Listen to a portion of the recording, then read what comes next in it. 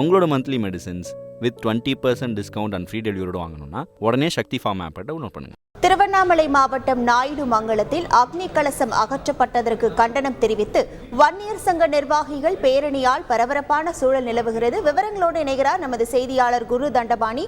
வணக்கம் குரு தண்டபாணி. இந்த பேரணியில் எவ்வளவு பேர் பங்கேற்றிருக்கிறார்கள்? தற்போது அங்குள்ள கள நிலவரங்கள் என்னவாக உள்ளது?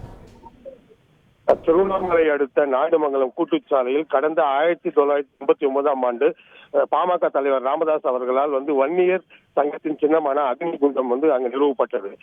கடந்த 2.5 ஆண்டுகளுக்கு முன்பாக அந்த இடத்தில் பேருந்து நெருக்கடியை அமைப்பதற்காக அந்த அக்னி குண்டத்தை வருவாய்த்துறையினர் அகற்றி மீண்டும் வைப்பதாக வாக்குறுதி அளித்தனர். இந்நிலையில் கடந்த 2 ஆண்டுகளாக அந்த இடத்தில் அக்னி குண்டம் வைக்க காவல்துறையினரும் வருவாய்த்துறையினரும் மறுப்பு தெரிவித்து வந்த நிலையில் கடந்த ஞாயிற்றுக்கிழமை அன்று புதிதாக செய்யப்பட்ட அக்னி குண்ட கலசத்தை பாமகவினர் அதிகாலையில் அங்கு நிறுவினர். இதனால் அங்கு பெரும் பரபரப்பு ஏற்பட்டது. இதனையடுத்து அந்த அக்னி குண்டத்தையும் காவல்துறையினர் அங்கிருந்து அகற்றி கத்தப்பாக்கம் வட்டாட்சியர் அலுவலகத்தில் பாதுகாப்பாக வைத்தனர்.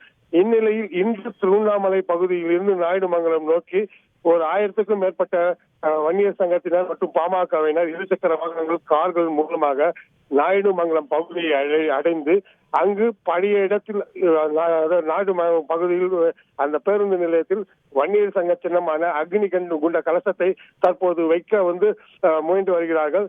தற்போதைய தகவலாக மாவட்ட நிர்வாகமும் காவல்துறையும் அந்த பகுதியில் மீண்டும் அக்னி குண்டம் வைக்க அனுமதி அளித்துள்ளதாக பாட்டாளி மக்கள் கட்சியினர் தெரிவித்துள்ளார்கள். தற்போது பாட்டாளி மக்கள் கட்சியினர் அந்த நாயுடுமங்கலம் கூட்டுச்சாலையில் அக்னி குண்ட கலசத்தை வைக்கும் ஏற்பாடுகளை மேற்கொண்டு வருகின்றனர்.